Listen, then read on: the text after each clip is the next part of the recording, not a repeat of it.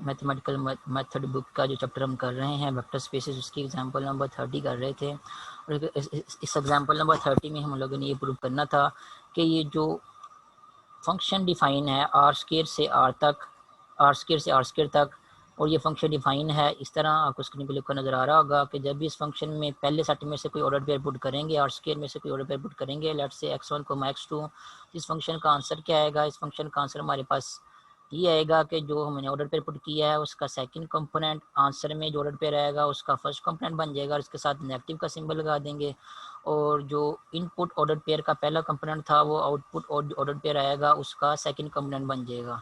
तो इस तरह हमने फंक्शन को डिफाइन करना है। टॉप x1 x2 का आंसर हमारे पास क्या आएगा? -x2 x1। हमेशा जब भी कोई ऑर्डर पेयर इस टी में पुट करेंगे तो पुट करने से हमारे पास आंसर जो है वो कुछ इस तरह का आएगा। वो इनपुट ऑर्डर पेयर को देख के हम जो है वो आउटपुट ऑर्डर पेयर जो है वो उसका आंसर लिखेंगे। तो इस फंक्शन को हम लोगों ने चेक करना था कि ये लीनियर ट्रांसफॉर्मेशन है, यानी ये फंक्शन जो है वो ये फंक्शन लीनियर ट्रांसफॉर्मेशन है या नहीं। और लीनियर ट्रांसफॉर्मेशन क्या होता है इसकी डेफिनेशन लास्ट लेक्चर में पढ़ी थी, एक बार फिर से थोड़ा सा जल्दी से रिकॉल कर लेते हैं। कि किसी फंक्शन को अगर चेक करना हो, दो वेक्टर स्पेसेस के दरमियान अगर आपके पास कोई फंक्शन है और उस फंक्शन को चेक करना हो कि वो लीनियर ट्रांसफॉर्मेशन है या नहीं, तो चेक करें कि क्या वो ये दो कंडीशन सेटिस्फाई करता है या नहीं कोई फंक्शन। तो पहली कंडीशन कौन सी है कि उस फंक्शन में अगर आप पहले सेट में से दो एलिमेंट लेके लेट से u1 u2 उनको आपस में ऐड करके फंक्शन में पुट कर दें, और पुट करने के बाद अगर आपका आंसर जो है वो सेपरेट हो जाता है, tau of u1 plus tau of u2 T of u2 separate आ जाता है, तो ये हम कह देंगे कि पहली कंडीशन सेटिस्फाई हो गई है। उसके बाद सेकंड कंडीशन क्या है कि u में से या पहले सेट में से कोई एक एलिमेंट लें, उसको फील्ड के एलिमेंट के साथ मल्टीप्लाई करके इस फंक्शन में पुट कर दें, और पुट करने के बाद अगर आपका आंसर इस तरह आता है कि ए साइड पे आता है, टा ऑफ u जो है वो उसके साथ मल्टीप्लाई होता है, तो इन अदर वर्ड्स कह लें कि ए जो है वो कॉमन निकल आता है, टॉप यू जो है साइड पे आ जाता है। तो ये इस तरह का अगर आपका हासिल आ रहा है स्केलर मल्टीप्लिकेशन या पहले सेट के एक एलिमेंट को फील्ड के एलिमेंट से मल्टीप्लाई करके फंक्शन पुट करने से अगर आपका आंसर जो है इस तरह का आता है, तो हम कह देंगे कि सेकंड कंडीशन जो है वो सेटिस्फाई हो रही है। और अगर कोई फंक्शन ये दोनों कंडीशन सेटिस्फाई करता है, उस फंक्शन को हम कहेंगे वो क्या है? लीनियर ट्रांसफॉर्मेशन है। और ये सेकंड कंडीशन को हम जो है वो इन्हीं दो कंडीशन को हम अलग अलग चेक करने के बजाय इकट्ठा भी चेक कर सकते हैं। इकट्ठा चेक करने का वे क्या है वो भी लास्ट लेक्चर में डिस्कस किया था मैंने, कि इन दोनों कंडीशंस को सेपरेटली चेक करने के बजाय आप इकट्ठा भी चेक कर सकते हैं। इकट्ठा चेक करने के लिए क्या करना होगा? आप लोगों को दो एलिमेंट पहले सेट में से लेने होंगे, दो एलिमेंट फील्ड में से लेने होंगे, उनको ऐड करके मल्टीप्लाई करके फंक्शन में पुट कर दें। और पुट करने के बाद अगर आपका आंसर जो है कुछ इस तरह का आता है, a1 साइड पे आता है इंटू टा of u1 plus a2 side पे आ जाता है इंटू टी ऑफ u2, तो अगर इस तरह का आंसर आपका आता है सॉल्व करने के बाद, तो हम कह देंगे वो फंक्शन क्या है, हमें गिवन जो फंक्शन दिया गया वो क्या है? लीनियर ट्रांसफॉर्मेशन है। तो आपके पास लीनियर ट्रांसफॉर्मेशन को चेक करने के दो यहाँ पे तरीके हैं। एक तरीका तो ये है कि आप बारी बारी से एडिशन और स्केलर मल्टीप्लिकेशन के आंसर को निकाल के चेक करें कि ये दो कंडीशन सेटिस्फाई होती है नहीं होती। या फिर क्या करें, एडिशन और स्केलर मल्टीप्लिकेशन दोनों को इकट्ठा चेक कर लें यहाँ पे इस दूसरे वे से, कि अगर ये वाली कंडीशन जो है वो सेटिस्फाई होती है तभी हम कहते हैं कि हमारा गिवन फंक्शन क्या है? वो लीनियर ट्रांसफॉर्मेशन है। तो अब आपकी मर्जी है। आसान वे तो यही होता है चेक करने का कि हम जो है वो पहला वे जो है उसको चूज़ करें, क्योंकि इसमें जो है वो एडिशन अलग से चेक होती है और स्केलर मल्टीप्लिकेशन जो है अलग से चेक होती है, तो ज़्यादा जो है वो टर्म्स जो है वो कैलकुलेशन में इतनी इन्वॉल्व नहीं होती, तो थोड़ा कैलकुलेशन करना दिखने में आसान लगता है। इसलिए पहले मेथड को यूज़ करते हुए लीनियर ट्रांसफॉर्मेशन प्रूव करना थोड़ा सा आसान है। लेकिन अगर आपकी प्रैक्टिस हो जाती है तो अगर आप तो आप दूसरा वे यूज़ करके भी आप चेक कर सकते हैं कि आपका गिवन फंक्शन जो है वो लीनियर ट्रांसफॉर्मेशन है या नहीं। उसमें एडिशन और स्केलर मल्टीप्लिकेशन दोनों इकट्ठी इन्वॉल्व होती है।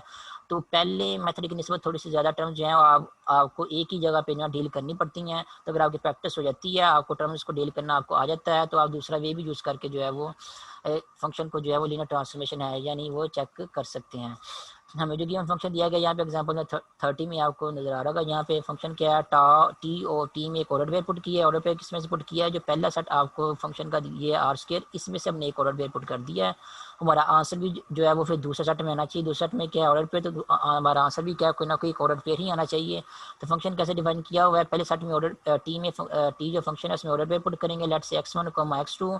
जब ये कोई भी ऑर्डर पेयर पुट करेंगे फंक्शन में, लेट से x1 x2, तो आंसर हमारे पास हमेशा क्या आएगा? आंसर हमारे पास ये आएगा -x2 x1। मीन जो ऑर्डर पे पुट किया था उसका जो सेकंड कंपोनेंट है वो पहले नंबर पे आ जाएगा और उसके साथ माइनस लगा देंगे, और जो पहला कंपोनेंट था इनपुट ऑर्डर पेयर का वो क्या बन जाएगा? आउटपुट ऑर्डर पेयर का सेकंड कंपोनेंट बन जाएगा। ये क्वेश्चन ये एग्जांपल में खुद ही गिवन दिया गया कि हमने फंक्शन जो है वो उसको इस तरह डिफाइन करना है, तो ये हमें खुद गिवन दिया गया, तो हम इसी को यूज़ करेंगे, इसी को यूज़ करते चेक करेंगे जो गिवन फंक्शन टी दिया गया ये लीनियर ट्रांसफॉर्मेशन है या नहीं। तो यहाँ पे सेकंड वे को यूज़ किया हुआ है लीनियर ट्रांसफॉर्मेशन चेक करने के लिए। सेकंड वे को यूज़ कैसे किया है, सेकंड वे को यूज़ था कि दो एलिमेंट जो हैं वो फील्ड में से ले लिए हैं, ए कोमा बी, दो एलिमेंट फील्ड में से ले लिए हैं, और दो ही एलिमेंट जो हैं वो किस में से ले लिए हैं, एक्स कोमा वाई, दो ही एलिमेंट जो है किस में से ले लिए हैं, पहले सेट जो क्या आर स्क्वायर था, दो ही एलिमेंट जो है पहले सेट में से ले लिए हैं। आर स्क्वायर में क्योंकि ऑर्डर पेयर होते हैं, तो जो दो एलिमेंट हम लोगों ने आर स्क्वायर में से लिए हैं एक्स और वाई, वो भी क्या होंगे, ऑर्डर पेयर होंगे, तो एक्स भी हमारे पास कोई ना कोई ऑर्डर पेयर होगा, लेट्स से x1 को x2, और जो दूसरा एलिमेंट वाई है वो भी हमारे पास कोई ना कोई ऑर्डर पेयर होगा, तो उसको नाम दे दिया लेट्स से y1 y2। तो दो ऑर्डर पेयर पहले सेट में से ले लिए हैं क्योंकि उसमें ऑर्डर पेयर थे, या दो एलिमेंट हम लोगों ने पहले सेट में से ले लिए हैं और दो एलिमेंट फील्ड में से ले लिए हैं। अब इन दोनों एलिमेंट्स को आपस में मल्टीप्लाई और ऐड करेंगे हम, इस तरह ए को एक्स के साथ मल्टीप्लाई कर दिया है और बी को वाई के साथ मल्टीप्लाई करके दोनों को आपस में क्या कर दिया, ऐड कर दिया। ऐड करने के बाद इनको फंक्शन में पुट कर दिया है। अब पुट करने के बाद हमने चेक करना है कि इनका आंसर जो है वो सेपरेट आता है या नहीं आता। सेपरेट कैसे आएगा, mean T of A x plus B y put किया, तो पुट करने के बाद हम देखेंगे कि हमारा आंसर जो है वो A into T of x plus B, means कि ये जो लिखा हुआ है यहाँ पे ये हमारा आंसर जो है वो ये वाला आता है या नहीं आता। अगर ये वाला आंसर आ गया तो हम कहते हैं कि लीनियर ट्रांसफॉर्मेशन की कंडीशन जो सेटिस्फाई हो रही है, इसलिए टी क्या है वो लीनियर फंक्शन है। तो पुट कर दिया A x plus B Y function put कर दिया है। अब इनकी जो वैल्यूज़ हैं वो पुट करते हैं। ए की तो कोई वैल्यू नहीं है, ए हमारे पास क्या फील्ड का एलिमेंट है। एक्स जो मैंने क्या कंसिडर किया, एक्स एक ऑर्डर पेयर कंसिडर किया होता है, एक्स वैल्यू यहाँ पुट कर देंगे x1 x2। उसके बाद बी और वाई की वैल्यू क्या है, y1 y2, वो यहाँ पुट कर देंगे। अब यहाँ पे ए x1 x2 के साथ मल्टीप्लाई हो रहा है और बी जो है वो y1 y2 के साथ मल्टीप्लाई हो रहा है। तो टी ऑफ ब्रैकेट ए को पहले x1 x2 से मल्टीप्लाई करेंगे तो हमारे पास आंसर क्या आएगा, हमारे पास आंसर आएगा ए इंटू x1 ए इंटू x2। तो जब a को x1 x2 से मल्टीप्लाई करेंगे तो हमारे पास ये वाला ऑर्डर पेयर आ जाएगा।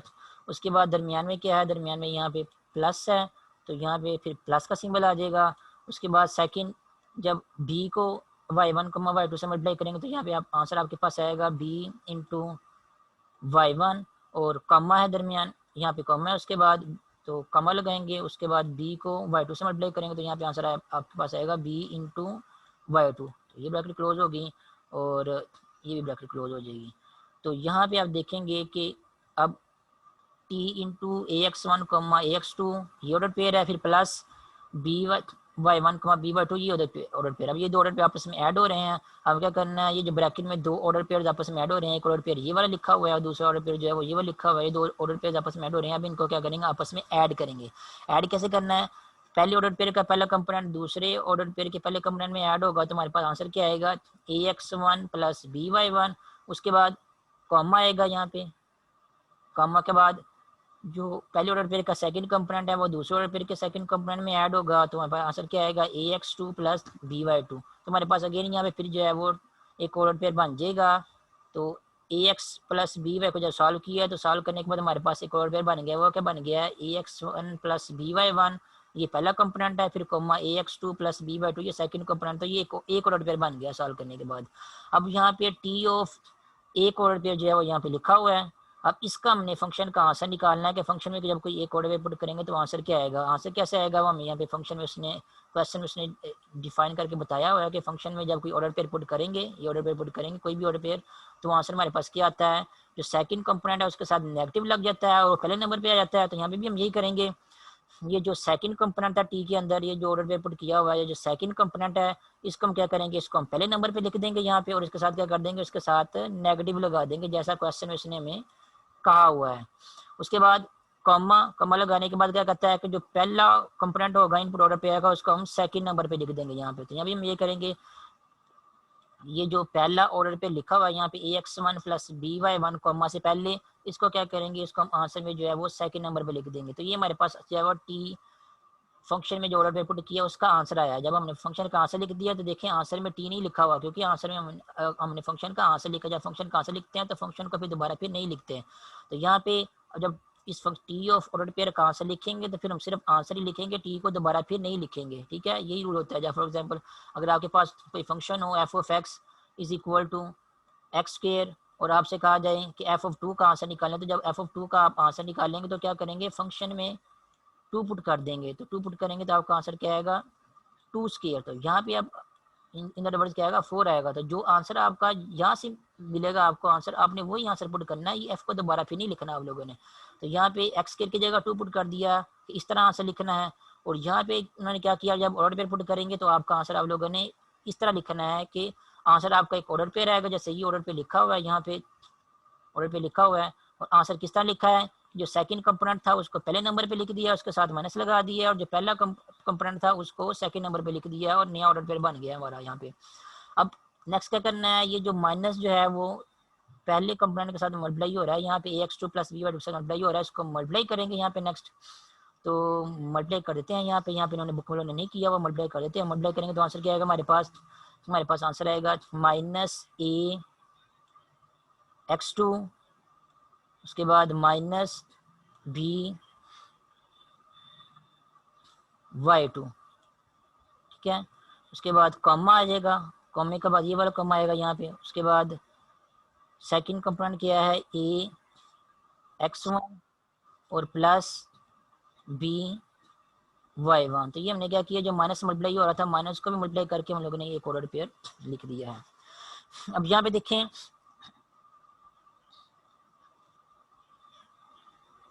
ये जो ऑर्डर पे लिखा हुआ है यहाँ पे ax2 माइनस by2 और कॉमा ax1 प्लस by1, इसको हम जो है वो इस फॉर्म में भी लिख सकते हैं। यहाँ पे ax2 माइनस हो रहा है by2 में से, तो इसको हम यहाँ फिर अपने आपको आसानी से समझाने के लिए क्या करते हैं, आप लोग अपनी कैलकुलेशन को जो है वो सिर्फ यहाँ तक ही छोड़ दो। इस तरह से आगे फर्दर नेक्स्ट आप लोगों को जो समझाना है वो आप लोगों के लेवल का काम नहीं है, और इस वजह से थोड़ा सा मुश्किल हो जाएगा। आप जो है इस इक्वेशन को यहाँ तक सॉल्व कर दो, और यहाँ तक सॉल्व करने के बाद जो है वो यहाँ तक सॉल्व करने के बाद इस इक्वेशन को इक्वेशन नंबर 1 का नाम दे दो यहाँ पे, ठीक है। क्योंकि उसके बाद फर्दर कॉमन लेके सिंपलीफाई करना है, शेप चेंज करनी है। शेप चेंज करने के बाद आपका आंसर जो है वो at of x plus beta of y T of y आएगा। और ये आपके लिए समझना थोड़ा सा मुश्किल काम है, क्योंकि इसमें चेंजिंग करनी पड़ेगी कि ax2 में से by2 माइनस हो रहा है, तो a इंटू माइनस x2, ये माइनस का है तो माइनस x2 साथ आ जाएगा, और plus b into minus y2, ये भी माइनस का है। तो दोनों को जब आपस में ऐड करेंगे, ये जो ऑर्डर पेयर यहाँ पे लिखे हुए हैं, ये ऑर्डर पेयर स्केलर मल्टीप्लिकेशन करके जो आपस में लिखे हैं, इनको जब आपस में मल्टीप्लाई करके ऐड करेंगे तो हमारे पास आंसर जो है वो यही आएगा। लेकिन ज़बानी आपके लिए आप लोगों के लिए यहाँ से ये वाली ये जो एक्सप्रेशन लिखना आप लोगों के लिए मुश्किल है, क्योंकि आप लोगों को समझने में प्रॉब्लम पेश आएगी। मैं थोड़ा सा आसान में आपके लिए यहाँ पे चूज़ करता हूँ, क्योंकि हम लोगों ने स्टार्ट में क्या प्रूव करना था, हमने स्टार्ट में ये प्रूव करना था कि ये T of A x plus T of b y का आंसर जो है वो इसके इक्वल आता है या नहीं आता। तो हम पहले क्या किया, हम लोग T of A x plus T of b y का आंसर निकाला है, वो यहाँ तक आपका आंसर आ गया। इसको इक्वेशन नंबर 1 का नाम दे देंगे। उसके बाद नेक्स्ट क्या करेंगे, उसके बाद नेक्स्ट हम जिसके इक्वल आंसर हमने लेके आना था उसको जो है सॉल्व करेंगे। Means T of x plus b T of y इसको लेके चलेंगे। तो इसको इक्वेशन नंबर 1 का नाम लेके यहाँ पे छोड़ देंगे। यहाँ पे छोड़ने के बाद आप जो है वो नई कैलकुलेशन जो है वो स्टार्ट करेंगे। इसको यहाँ तक छोड़ देंगे। उसके बाद 9 लिखने के बाद 9 नई कैलकुलेशन स्टार्ट करेंगे। नई कैलकुलेशन क्या स्टार्ट करेंगे, पहले आप लोगों ने इसका आंसर निकाला है, अब आप जो है वो इसका आंसर निकालेंगे ए टा ऑफ एक्स प्लस बी टा ऑफ वाई का। तो इसका जब आंसर निकालेंगे तो क्या होगा, सबसे पहले ये लिखेंगे a T of x plus b T of y. उसके बाद नेक्स्ट ये एक्स है और ये क्या है वाई है, तो टी में एक्स पुट हो रहा है और टी में ही वाई पुट हो रहा है। आपको यहाँ आपने यहाँ पे सपोज किया था एक्स की वैल्यू क्या, एक्स की वैल्यू है x1 x2 और वाई की वैल्यू क्या है y1 y2। तो यहाँ पे जहाँ पे ये एक्स और वाई लिखा हुआ है, यहाँ पे एक्स और वाई की वैल्यू हम पुट करेंगे, एक्स की और वाई की वैल्यू पुट करेंगे तो आपको यहाँ पे क्या मिलेगा, a इंटू एक्स की जगह क्या आ जाएगा x1 x2, इस एक्स की जगह आ जाएगा, और ये जो वाई यहाँ पे पुट किया हुआ है इस वाई की जगह क्या आ जाएगा y1 y2। अब उसके बाद नेक्स्ट यहाँ पे क्या लिखा हुआ है, टी ए साइड पे है और टी के साथ टी में जो है वो order pair x1 x2 put किया हुआ है। और आप लोगों का फंक्शन का याद हो, फंक्शन डिफाइन किया हुआ है कि जब भी टी में कोई ऑर्डर पेयर पुट करते हैं तो उसका आंसर क्या आता है, सेकंड ऑर्डर पेयर के साथ नेगेटिव आता है और पहला कंपोनेंट जो है वो दूसरे नंबर पे आ जाता है। बिल्कुल इसी फंक्शन को यहाँ पे लगाते हुए इस फंक्शन को यहाँ पे लगाएंगे। यहाँ पे भी क्या लिखा हुआ है, T of x1 comma x2, तो यहाँ पे T of x1 comma x2 का आंसर हम लिखेंगे तो वो क्या आएगा, वो आंसर हमारे पास ये आएगा, सेकंड कंपोनेंट के साथ माइनस आ जाएगा और x1 जो है वो पहले दूसरे नंबर पे आ जाएगा। ये ऊपर की तरफ कैलकुलेशन जा रही है, लेकिन आप लोगों ने यहाँ पे जब 9 लिखना है तो आप लोगों ने नीचे की तरफ कैलकुलेशन लेके जानी है यहाँ पे, तो मुझे खुद लिखना ना पड़े यहाँ पे, लिखने में टाइम लगता है, इसलिए मैं जो है ना दूसरे वे से ऊपर की तरफ जा रहा हूँ। अदरवाइज आप लोगों ने जैसे यूजुअली कॉपी पे कैलकुलेशन करते हैं कि 9 लिखने के बाद आगे कैलकुलेशन फर्दर नीचे की तरफ लेके जाते हैं, आप लोगों ने इक्वालिटी नीचे की तरफ लेके जानी है। मीन्स यहाँ से जब स्टार्ट करना है आप लोगों ने 9 के बाद, इसके बाद इक्वल लिखना है, और ये जो कुछ यहाँ पे लिखा हुआ है ये वाला, ये सारे का सारा यहाँ पे इक्वल के बाद यहाँ पे लिखना है, एक्स और वाई की वैल्यू पुट करनी है। उसके बाद जब टा ऑफ x1 कम x2 और टा ऑफ y1 कम y2 का आंसर लिखना है, जो कि ये आता है, tau of x1 come x2 का आंसर आता है माइनस x2 कमा x1 और टा ऑफ y1 कमा y2 का आंसर आता है माइनस y2 कमा y1। ये वाला आंसर आप लोगों ने इक्वल करने के बाद आप लोगों ने यहाँ पे इसके नीचे लिखना है, ठीक है। उसके बाद जब इस ए को इस ऑर्डर पेयर के साथ मल्टीप्लाई करेंगे और बी को इस ऑर्डर पेयर के साथ मल्टीप्लाई करके जब आपस में ऐड करेंगे, तो ऐड करने के बाद आपका आंसर जो है ये वाला आ जाएगा, ये जो इक्वेशन नंबर 1 में लिखा हुआ है। इस आंसर को हम यहाँ पे नीचे लिख देंगे और इसको इक्वेशन नंबर 2 का नाम दे देंगे, ठीक है। तो जब इक्वेशन नंबर 1 और 2 को आप कंपेयर करेंगे तो दोनों में क्या आ रहे हैं, दोनों में सेम ही आंसर आ रहे हैं। किन किन के सेम आंसर आ रहे हैं, एक आंसर तो हम लोगों ने इसका निकाला था T of A x plus B y, इसका आंसर निकाला था, उसका आंसर इक्वेशन नंबर 1 में लिखा हुआ है, ये वाला आंसर आता है। और दूसरा आंसर उन्होंने निकाला है इसका A into T of x plus B into T of Y, दूसरा आंसर इसका निकाला है, इसका भी आंसर वही आता है जो इक्वेशन नंबर 1 में लिखा हुआ है, जिसको हम लोगों ने यहाँ पे इक्वेशन नंबर 2 का नाम दिया था। तो इक्वेशन 1 और 2 को आप कंपेयर करेंगे तो दोनों का आंसर क्या आ रहा है, सेम आ रहा है। इसका मतलब जिस क्वांटिटी का आंसर हम लोगों ने निकाले हैं, means T of A x plus B Y और दूसरी क्वांटिटी जो कौन सी थी A into T of X B into T of Y, दोनों क्वांटिटी के आंसर क्या आ रहे हैं, सेम आ रहे हैं। इसका मतलब क्या होगा, ये दोनों आपस में इक्वल होंगी। दोनों आपस में इक्वल होने का क्या मतलब है कि वो जो लीनियर ट्रांसफॉर्मेशन की सेकंड कंडीशन है वो सेटिस्फाई हो जाएगी। अगर वो सेटिस्फाई हो जाएगी तो यहाँ से प्रूफ हो जाएगा कि हमें जो गिवन फंक्शन यहाँ पे दिया गया है वो क्या है, लीनियर ट्रांसफॉर्मेशन है। तो याद रखो मैंने थोड़ा सा वे चेंज किया है यहाँ पे प्रूव करने का, बुक वाले वे जो है उसको फॉलो नहीं किया, उसको समझने में आप लोगों को थोड़ी सी प्रॉब्लम पेश आ सकती थी। अदरवाइज बुक का वे भी जो है वो सेम ही है। बुक वाले ने क्या किया हुआ है, ये जो आंसर है हमारे पास इसको उसने सेपरेट करके इस इक्वेशन की फॉर्म में लिखा है। इस इक्वेशन में जो आंसर आ रहे थे उनकी जगह जैसे यहाँ पे माइनस x2 कमा x1 आ रहा है, तो माइनस x2 कमा x1 आपको पता है यहाँ पे माइनस x2 कमा x1 किसका आंसर होता है, वो टा ऑफ x1 कमा x2 का आंसर होता है। तो उसकी जगह उसने टी ऑफ x1 कमा x2 लिखा है। उसके बाद टी ऑफ x1 कमा x2 क्या है, टी ऑफ x है। उसने क्या किया, चेंजिंग करने के बाद जो है वो अपना आंसर जो है इसके इक्वल लेके आया है। जो चेंजिंग करके लेके अपना आंसर इसके इक्वल लेके आया, ये मोस्टली जो है आप लोगों को क्लास में भी याद होगा कि चेंजिंग करके आंसर दूसरी साइड के इक्वल लेके आना वो थोड़ा सा सम टाइम मुश्किल हो जाता है। तो हम क्या करते हैं, जिन दो साइड्स को हम लोगों ने आपस में इक्वल प्रूव करना होता है, उन दोनों साइड के आंसर जो है अलग अलग निकाल लेते हैं। लेफ्ट हैंड साइड का आंसर अलग से निकाल लेते हैं और राइट हैंड साइड का आंसर जो है अलग से निकाल लेते हैं। अगर दोनों साइड का आंसर आपस में इक्वल आता है तो हम कहते हैं दोनों साइड्स के आपस में इक्वल हैं। तो यहाँ पे हमारी लेफ्ट हैंड साइड कौन सी थी, लेफ्ट हैंड साइड जो है वो ये वाली थी, T into A of x plus B of Y, और राइट हैंड साइड किसके इक्वल लेके आनी थी, हमने इसके इक्वल लेके आनी थी, A into T of x plus B into T of Y. इन दोनों साइड का आंसर हमने सॉल्व करके आपस में इक्वल लेके आना था। तो जारी बात है दरमियान में कुछ चेंजिंग करनी पड़नी थी। तो चेंजिंग अगर आपकी प्रैक्टिस हो कैलकुलेशन सॉल्व करने की, तब आप आसानी से चेंजिंग कर सकते हैं और दूसरी साइड की इक्वल लेके आ सकते हैं। अगर वाकई उसकी इक्वल आंसर आता है तो अगर आपको चेंजिंग करने में प्रॉब्लम पेश आ रही है, इतनी प्रैक्टिस नहीं है, तो आप क्या करो, जिन दोनों साइड्स को अपने इक्वल लेके आना है उन दोनों साइड्स का अलग अलग से आंसर निकाल लो। अगर दोनों साइड का आंसर आपस में इक्वल आता है, मीन लेफ्ट हैंड साइड का आंसर अलग से निकाल लो। ये आपकी क्या है, यहाँ पे ये लेफ्ट हैंड साइड है, लेफ्ट हैंड साइड का आंसर जो है वो अलग से निकाल लो। जो भी आंसर आएगा उसको यहाँ पे इक्वेशन नंबर 1 का नाम दे दिया है। और जो आपकी राइट हैंड साइड है ये वाली, इसका आंसर जो है वो अलग से निकाल लो। इसका जो भी आंसर आएगा उसको इक्वेशन नंबर 2 का नाम दो और दोनों के साइड के आंसर को कंपेयर करोगे, दोनों साइड का आंसर जो है आपस में इक्वल आता है। हमारा यहाँ पे इक्वल ही आ रहा था, तो हम कह देंगे कि दोनों साइड्स के आपस में इक्वल हैं। तो जो लीनियर ट्रांसफॉर्मेशन की जो सेकंड कंडीशन है, ये जो मैंने यहाँ पे पहले भी बताई थी, जिसमें हम इकट्ठा चेक करते हैं, ये वाली कंडीशन जो है वो सेटिस्फाई हो जाएगी। टी ऑफ फील्ड का एलिमेंट, और ये हमने कौन से एलिमेंट लिए हैं यहाँ पे एग्जांपल में, हमने यहाँ पे एलिमेंट्स लिए थे, टी ऑफ a1 की जगह a लिया है और u1 की जगह x लिया था एग्जांपल में, और प्लस a2 की जगह b लिया था और u2 की जगह y लिया था। इसका आंसर हमने चेक करना था कि वो इसके इक्वल आता है नहीं आता। राइट हैंड साइड में क्या था, a1 की जगह a और u1 की जगह क्या था x, तो t ऑफ x, और प्लस a2 की जगह क्या है b और u2 की जगह क्या है y, तो t ऑफ y। तो इसी को देखते हुए हम लोगों ने अपने दो एलिमेंट पहले सेट में से लिए थे x और y, और दो एलिमेंट फीस में से लिए थे। और ये जो रेड कलर मैंने कंडीशन लिखी थी, इस कंडीशन को हम लोगों ने चेक किया। तो पहले लेफ्ट हैंड साइड का आंसर अलग से निकाला है इसका आंसर एग्जाम्पल में, और राइट हैंड साइड का आंसर जो है अलग से निकाला है। दोनों साइड का आंसर निकाल के हम लोगों ने चेक किया कि दोनों साइड के आंसर आपस में इक्वल आते हैं। इसलिए दोनों के दरमियान क्या होगी, इक्वलिटी मेंटेन करेगी। इक्वलिटी मेंटेन हो रही है दोनों साइड में। तो ये जो सेकंड कंडीशन है लीनियर ट्रांसफॉर्मेशन की, सेकंड सॉरी कह रहा हूँ सेकंड नहीं होगी, ये जो अकेली कंडीशन है ये वाली, जो कि इसमें हम इकट्ठी जो है वो एडिशन स्केलर मल्टीप्लिकेशन चेक कर लेते हैं, ये कंडीशन जो है वो सेटिस्फाई हो जाएगी। और हमें जो गिवन फंक्शन दिया गया एग्जाम्पल नंबर 30 में, वो क्या बन जाएगा, लीनियर ट्रांसफॉर्मेशन बन जाएगा। और इसलिए मैंने आपको कहा था कि आप लोग को जो है वो जब अपने लोग क्वेश्चन करने हैं तो कोशिश करना आप लोग जो है वो लीनियर ट्रांसफॉर्मेशन प्रूव करने के लिए ये जो डेफिनेशन में आपको दो कंडीशन दी हुई हैं, इन दो कंडीशन को यूज करके चेक करो लीनियर ट्रांसफॉर्मेशन कोई फंक्शन है या नहीं। क्योंकि इसमें एडिशन और स्केलर मल्टीप्लिकेशन जो अलग अलग से चेक की हुई है, अलग अलग चेक करना जो है वो आसान होता है, स्पेशली तब जब आप जो है वो स्टार्टिंग में कोई नए क्वेश्चन जो है वो कर रहे हो, जब आपकी प्रैक्टिस ना हो।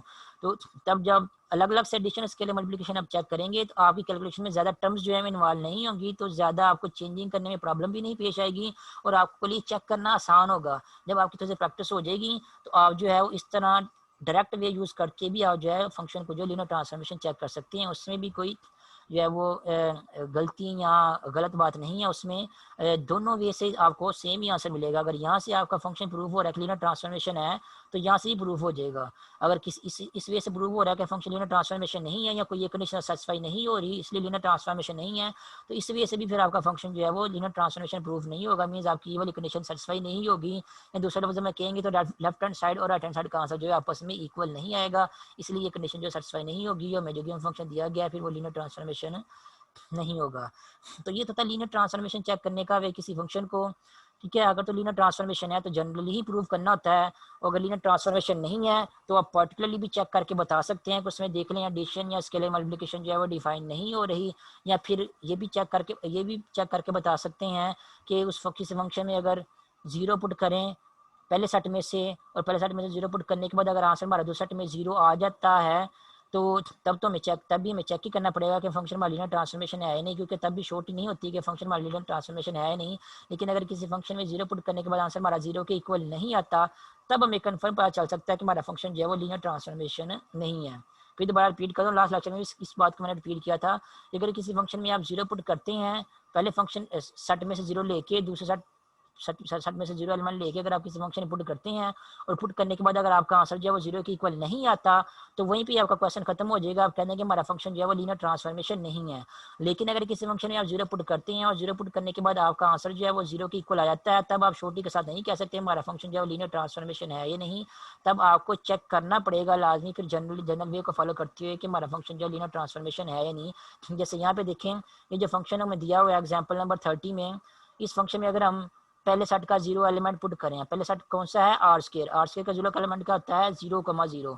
तो इस फंक्शन में अगर हम 0,0 पुट करेंगे तो हमारे पास आंसर क्या आएगा, आंसर हमारे पास आएगा दूसरा कंपोनेंट जो है उसके साथ नेगेटिव आएगा, और पहला कंपोनेंट दूसरे नंबर पे आ जाएगा। तो यहाँ पे हम आंसर वैसे लिखते हैं, दूसरा कंपोनेंट क्या है, यहाँ पे वो भी जीरो है, उसके साथ नेगेटिव आएगा, और पहला कंपोनेंट क्या आ जाएगा, जीरो वैसे ही आ जाएगा। और नेगेटिव जीरो में आपको पता है नेगेटिव जीरो भी जीरो ही होता है।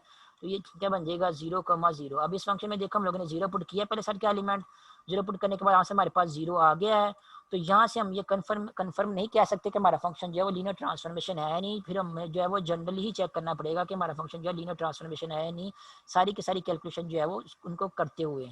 और लेकिन अगर आपके पास ऐसा कोई केस आता है कि किसी फंक्शन में आप जीरो पुट करते हो और जीरो पुट करने के बाद आपका आंसर जो है जीरो के इक्वल नहीं आता, तब आप शॉर्टी के साथ कह सकते हैं कि आपका फंक्शन जो है वो लीनियर ट्रांसफॉर्मेशन नहीं है। तब आपको जो है जनरल कैलकुलेशन इस तरह की करने की जरूरत है, इस तरह की कैलकुलेशन जो है तब आपको करने की जरूरत नहीं है।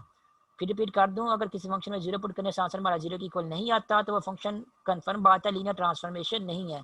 और लेकिन अगर किसी फंक्शन में जीरो पुट करने से आंसर जीरो के इक्वल आता है, तब हम शॉर्टी के साथ नहीं कह सकते वो फंक्शन जो है लीनियर ट्रांसफॉर्मेशन है या नहीं। तब आपको जो है फिर लीनियर ट्रांसफॉर्मेशन की कंडीशन को चेक करके ही चेक करना पड़ेगा कि वाकई वो फंक्शन लीनियर ट्रांसफॉर्मेशन बनता है या नहीं बनता। फॉर एग्जाम्पल ये वाली एग्जाम्पल जो है 31 देखो, एग्जाम्पल 31 में एक फंक्शन आपको दिया गया है, अगेन आपको आर स्केयर तक ही फंक्शन गिवन दिया गया है। यहाँ पे R square means order pair है इस पहले सेट में भी और ये वाला आर स्क्वायर दूसरे सेट में भी क्या है, ऑर्डर पेयर है। मीन जब आपने इस फंक्शन में ऑर्डर पेयर पुट करने हैं और ऑर्डर पेयर पुट करने के बाद आपका आंसर भी ऑर्डर पेयर ही आएगा। तो टी में ऑर्डर पेयर एक पुट कर दिया है x1, x2, और फंक्शन में इसमें यहाँ पे क्या कह रहा है कि फंक्शन का आंसर आपने किस तरह लिखना है। आंसर आपने इस तरह लिखना है कि जब ऑर्डर पेयर लिखना है अपने आंसर में, तो इनपुट जो ऑर्डर पेयर है जिसमें पहला ऑर्डर कंपोनेंट क्या था, x1 था, उसमें आप लोगों ने 1 ऐड कर देना है खुद से। उसके बाद कोमा जो ऑर्डर पेयर का सेकंड कंपोनेंट वो कैसे लिखना है कि जो इनपुट ऑर्डर पेयर का सेकंड कंपोनेंट था x2 था, उसमें आप लोगों ने क्या कर देना है, 2 ऐड कर देना है। तो इस तरह आप लोगों ने फंक्शन में जब भी ऑर्डर पेयर पुट करेंगे तो उसका आंसर जो है, जब आपने ऑर्डर पेयर लिखना है तो आंसर आपने इस तरह लिखना है। ये फंक्शन इसने क्वेश्चन में गिवन दिया गया है। अब वो कहता है कि शो करें फंक्शन जो है वो लीनियर नहीं है। अगर उसने ये ना भी कहा होता तभी हमने चेक करना था कि ये फंक्शन लीनियर है या नहीं। तो चेक करने का वे क्या होता है, सबसे पहले आप ये चेक करना है कि क्या उस फंक्शन में जीरो पुट करने से आंसर जीरो आता है या नहीं आता। अगर जीरो के इक्वल आंसर नहीं आता तो कन्फर्म है वो फंक्शन जो है वो लीनियर फंक्शन, लीनियर ट्रांसफॉर्मेशन नहीं है। और अगर जीरो के इक्वल आ जाए तब फिर हम लोग जो है फिर लीनियर ट्रांसफॉर्मेशन की प्रॉपर्टीज को यूज करके फिर कंफर्म चेक करना होता है कि वाकई वो फंक्शन जो है वो लीनियर ट्रांसफॉर्मेशन है या नहीं। तब के केस में डाउट होता है, लेकिन अगर आपका नॉट इक्वल जीरो आ जाए तब कंफर्म होती है कि आपका फंक्शन जो है वो लीनियर ट्रांसफॉर्मेशन नहीं है। तो यहाँ पे उसने एग्जाम्पल में खुद ही कहा हुआ है कि वो फंक्शन लीनियर ट्रांसफॉर्मेशन नहीं है। तो फिर हमारे से भी आइडिया हो गया कि ये हमें इस फंक्शन को जो है वो प्रूव करना पड़ेगा कि ये लीनियर ट्रांसफॉर्मेशन है या नहीं। अदरवाइज उसने खुद ना कहा था या लीनियर ट्रांसफॉर्मेशन है या नहीं, तब भी अगर आप चेक करते तो ये लीनियर ट्रांसफॉर्मेशन की जो कंडीशन है सेटिस्फाई नहीं होनी थी। तब भी हमने कह देना था कि ये फंक्शन जो है लीनियर ट्रांसफॉर्मेशन नहीं है। फिलहाल उसने क्वेश्चन नहीं बताया कि ये फंक्शन लीनियर ट्रांसफॉर्मेशन नहीं है।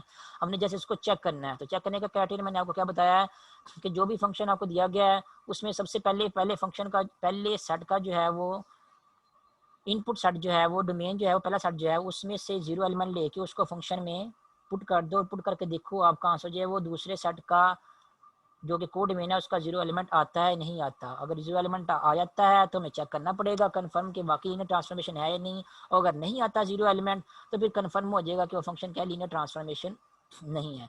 तो यहाँ पे 0,0 जो है वो क्योंकि पहले सेट का एलिमेंट था आर स्क्वायर था, उसको पहले सेट में से लिया है वो फंक्शन में पुट कर दिया है टॉप 0,0। तो आप फंक्शन में पुट कर दिया। आप हमें क्वेश्चन में गिवन है कि किसी फंक्शन में जब कोई ऑर्डर पेयर पुट करेंगे तो आंसर हमने किस तरह लिखना है। जो ऑर्डर पे पुट किया है एक्स उसका पहला कंपोनेंट में 1 ऐड कर देना है, और जो ऑर्डर पे पुट किया है उसके दूसरे कंपोनेंट में 2 ऐड कर देना है। तो हमने को ऑर्डर पे कौन सा पुट किया है 0,0। तो यहाँ पे x1 क्या है वो भी आपके पास 0 है, x2 क्या है वो भी आपके पास 0 है। तो आंसर कैसे लिखेंगे, x1 यानी कि 0 में 1 ऐड करेंगे तो आपके पास यहाँ पे क्या आ जाएगा, पहला कंपोनेंट आपको 1 मिल जाएगा। उसके बाद x2 यानी कि 0 में 2 ऐड करेंगे तो आपको दूसरा कंपोनेंट मिल जाएगा 2 मिल जाएगा। तो फंक्शन में जब 0 पुट किया है देखें तो आंसर हमारे पास क्या है, आंसर हमारे पास आया है 1,0। अब ये जो आंसर 1,0 आया है अब आप लोगों को पता है ये 0,0 के इक्वल नहीं है। अब क्योंकि फंक्शन में 0 पुट करने से आंसर हमारा 0,0 के इक्वल नहीं आया, इसलिए यहाँ पे हम कंफर्म कर देंगे कि हमारा फंक्शन जो है वो लीनियर ट्रांसफॉर्मेशन नहीं है। आपका क्वेश्चन यहाँ पे खत्म हो जाएगा। हाँ अगर ऐसा होता कि यहाँ पे 0 के इक्वल आपका आंसर आ जाता तब आप छोटी के साथ नहीं कह सकते थे कि आपका फंक्शन लीनियर ट्रांसफॉर्मेशन है या नहीं है। तब आपको लीनियर ट्रांसफॉर्मेशन की कंडीशन चेक करनी पड़नी थी, फिर देखना पड़ना था कि क्या लीनियर ट्रांसफॉर्मेशन कंडीशन जो सेटिस्फाई हो रही है या नहीं हो रही। तब हो सकता था वो कंडीशन सेटिस्फाई हो जाए या ना हो जाए। तो हो जाती तो फिर लीनियर ट्रांसफॉर्मेशन होना था, अगर ना होती तो फिर लीनियर ट्रांसफॉर्मेशन नहीं होना था। ठीक है, तो कंफर्म फिलहाल 0 वाला ये जो केस है 0 पुट करने के बाद अगर आपका आंसर 0 के इक्वल आता है नहीं आता, ये वाला केस आपको कंफर्म आंसर तब आता है जब आपका आंसर जो है वो 0 के इक्वल ना आए। तो इस फंक्शन में 0 पुट करने के बाद आंसर हमारा 0 के इक्वल नहीं आया, इसलिए हमारा ये फंक्शन जो है वो लीनियर ट्रांसफॉर्मेशन नहीं है। तो ये क्वेश्चन हमारा यहीं पे सॉल्व हो जाएगा। तो ये तो था लीनियर ट्रांसफॉर्मेशन फंक्शन को चेक करने के करने की एग्जांपल। उसके अलावा और एग्जांपल भी यहाँ पे गिवन दी गई है। एग्जांपल नंबर 32 है, इसको फिलहाल स्किप करते हैं। यहाँ पे एक्सरसाइज के क्वेश्चन की तरफ आते हैं। तो एक्सरसाइज आपके पास यहाँ पे है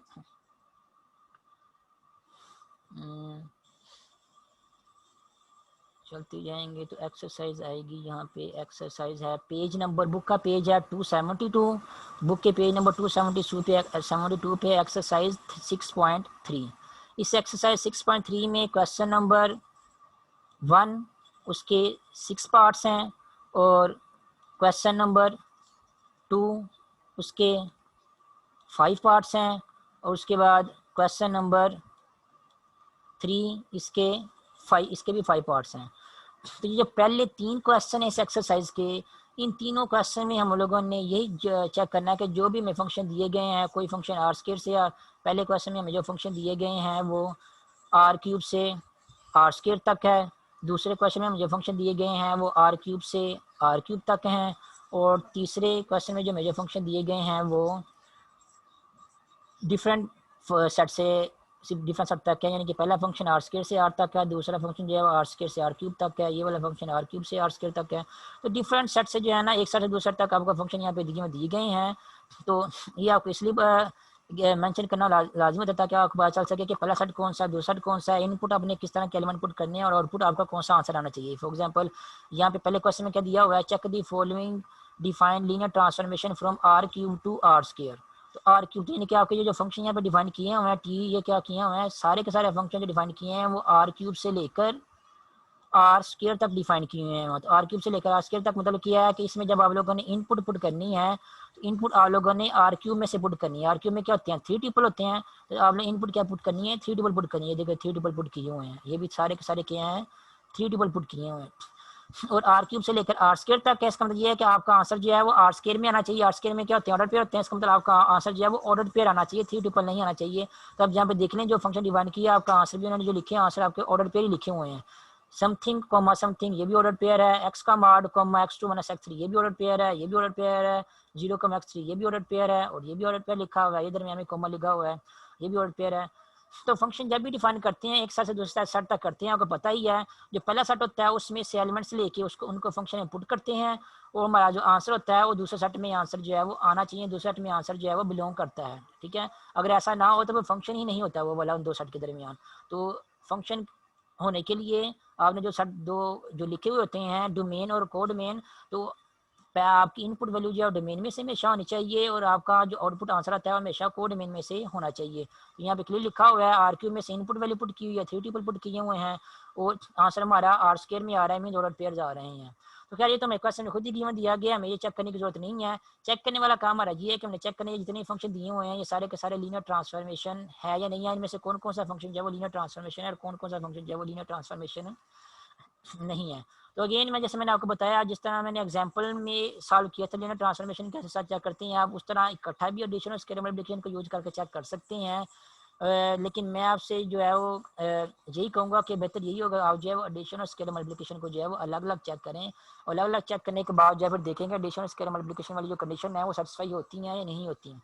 तो अगर वो सेटिस्फाई होती हैं तो हमारा ये फंक्शन जो जितने भी दिए हुए हैं क्वेश्चन नंबर 1 में, क्वेश्चन नंबर 2 में या क्वेश्चन नंबर 3 में, इनमें जो जो फंक्शन वो कंडीशन सेटिस्फाई करेंगे वो लीनियर ट्रांसफॉर्मेशन होंगे, और जो जो फंक्शन वो कंडीशन सेटिस्फाई नहीं करेंगे वो लीनियर ट्रांसफॉर्मेशन जो है वो नहीं होंगे।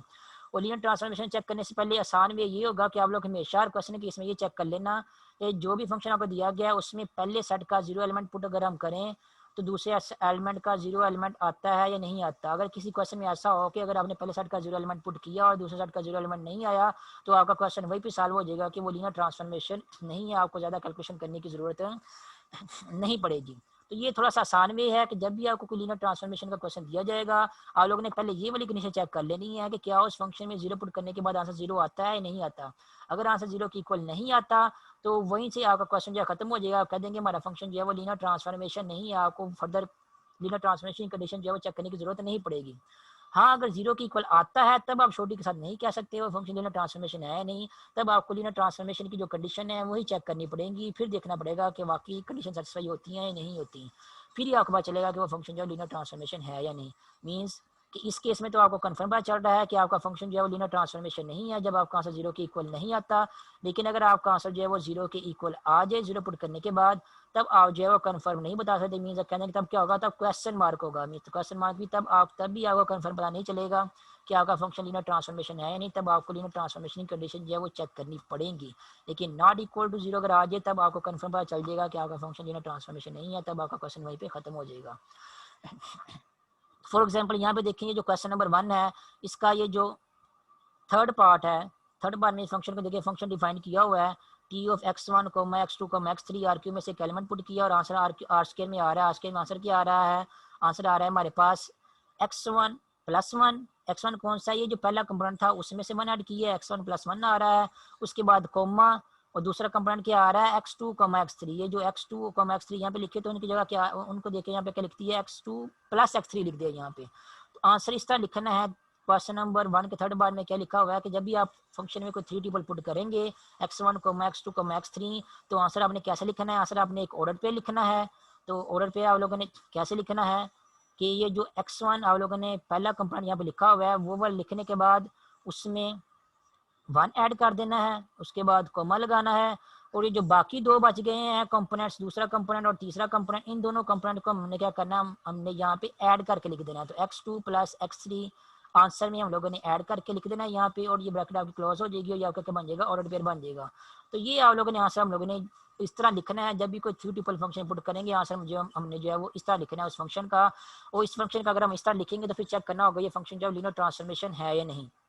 जैसे मैंने आपको पहले बताया था कि फंक्शन में सबसे पहले आप क्या करें, जीरो पुट करके देख लें, पहले एलिमेंट का जो जीरो एलिमेंट है वो, पहले सेट का जो जीरो एलिमेंट है वो पुट करके देख लें कि आंसर हमारा जीरो की इक्वल आता है नहीं आता। अगर जीरो की इक्वल नहीं आएगा तो आपका क्वेश्चन वहीं पे सॉल्व हो जाएगा, आपको ज़्यादा कैलकुलेशन करनी नहीं पड़ेगी। फॉर एग्जाम्पल मैं इस क्वेश्चन को सॉल्व करता हूँ, क्वेश्चन नंबर 1 के थर्ड पार्ट को सॉल्व करता हूँ। क्वेश्चन नंबर 1 के थर्ड पार्ट में जो फंक्शन दिया हुआ है इसमें जो हमारे डोमेन है वो कौन सा सेट है, आर क्यूब है, मीन इसमें हम लोगों ने 3 टेबल पुट करने होते हैं। तो आर क्यूब का जीरो एलिमेंट कौन सा होता है, आर क्यूब का जीरो एलिमेंट होता है 0,0,0। तो ये मैंने आर क्यूब जो कि पहला सेट था उसका जीरो एलिमेंट ले लिया है, उसको फंक्शन में पुट कर दिया है। फंक्शन कौन सा ले रहा हूँ मैं यहाँ पे, ये जो क्वेश्चन नंबर 1 के थर्ड पार्ट में फंक्शन कीमत दिया गया ये वाला फंक्शन ले रहा हूँ। तो इसको फंक्शन में पहले सेट के जीरो एलिमेंट को फंक्शन में पुट कर दिया है। पुट करने के बाद अब मैं जो है इसका आंसर लिख देता हूँ, आंसर क्या इसका आएगा। तो आंसर मैंने अभी आपको लिख के बताया था कैसे आंसर लिखना है कि जो भी हम ऑर्डर पेयर 3 टेबल पुट करेंगे उसका जो पहला कंपोनेंट है मीन जो x1 है उसमें 1 ऐड करके लिखेंगे, तो इसमें 1 ऐड करके लिखते हैं। तो इस ऑर्डर पेयर का पहला कंपोनेंट क्या लिखा हुआ है यहाँ पे, इस ऑर्डर का पहला कंपोनेंट 0 है, तो 0 में हम क्या करेंगे 1 ऐड करके यहाँ पे लिख देंगे। उसके बाद नेक्स्ट कोमा आएगा, कोमा आने के बाद फिर क्या कहता है, कोमा आने के बाद आप लोगों ने जो बाकी आंसर लिखना है वो कैसे लिखना है कि ये जो बाकी दो कंपोनेंट बच गए हैं x2 और x3 इन दोनों को आप लोगों ने कोमा के बाद यहाँ पे आंसर में ऐड करके लिख देना है। तो हम भी क्या करेंगे x2 की जगह भी 0 है, x3 की भी जगह 0, इन दोनों की भी हम क्या करेंगे आपस में ऐड करके आंसर में लिख देते हैं। तो यहाँ पे भी x2, x3 यानी कि 0,0 ये भी क्या होंगे आपस में ऐड हो जाएंगे, इनको ऐड करके लिख दिया यहाँ पे। तो ये हमने फंक्शन का आंसर लिख दिया है 0 + 1, 0,0। इसको अब थोड़ा सा सिंप्लीफाई करते हैं तो आंसर क्या रहा हमारे पास 0 + 1 1 बन जाएगा, और कॉमा 0 + 0 क्या बन गया 0 बन गया। तो अब ये क्या बन गया है, दूसरे सेट का एलिमेंट बन गया है, लेकिन ये दूसरे सेट का जीरो एलिमेंट जो है वो नहीं बना क्योंकि 1,0 0,0 की इक्वल नहीं होता। तब इस फंक्शन को देख लें, पहले क्वेश्चन नंबर 1 के फर्स्ट पार्ट में जो थर्ड पार्ट में जो फंक्शन दिया गया है इस फंक्शन में मैंने पहले सेट का जीरो एलिमेंट पुट किया है, पहला सेट कौन सा था आर क्यूब, उसका जीरो एलिमेंट 0,0,0 3 टिपल पुट किया है। पुट करने के बाद जब मैंने आंसर निकाला तो आंसर मेरे पास क्या आया है, आंसर मेरे पास आया है 1,0 और जो कि 0,0 की इक्वल नहीं है। तब क्योंकि फंक्शन में जीरो पहले सेट का जीरो पुट करने के बाद दूसरे सेट का जीरो एलिमेंट जो है वो नहीं आया, इसलिए हम यहाँ पे कह देंगे हमारा टा जो है वो क्या है, वो लीनियर नहीं है। तो टा इज नॉट लीनियर हम एंड पे लिख देंगे अपने क्वेश्चन के सोल्यूशन में, और हमारा क्वेश्चन जो है वो यहीं पे खत्म हो जाएगा। ठीक है, तो आपने जब भी क्वेश्चन ये वाले करने हैं, question number 1, question number 2, question number 3 exercise 6.3 के, तो सबसे पहले आप लोग चेक कर लेना है कि जीरो पुट करने के बाद आंसर आपका जीरो की इक्वल आता है नहीं आता। अगर जीरो की इक्वल नहीं आता जैसे यहाँ पे आया तो आपका फंक्शन जो है वो लीनियर नहीं होगा, क्वेश्चन खत्म हो जाएगा। और अगर जीरो की इक्वल आ जाता है तब आप लोगों ने फिर लीनियर ट्रांसफॉर्मेशन कंडीशन चेक करनी है, एडिशन और स्केलर मल्टीप्लिकेशन वाली कंडीशन अलग अलग से चेक करना ताकि चेक करने में आसानी हो। तो जिनके केस में फिर वो कंडीशन सेटिस्फाई होंगी वो फंक्शन जो है वो लीनियर ट्रांसफॉर्मेशन होंगी, और जिनके केस में वो कंडीशन सेटिस्फाई नहीं होंगी वो फंक्शन जो है लीनियर ट्रांसफॉर्मेशन नहीं होंगे।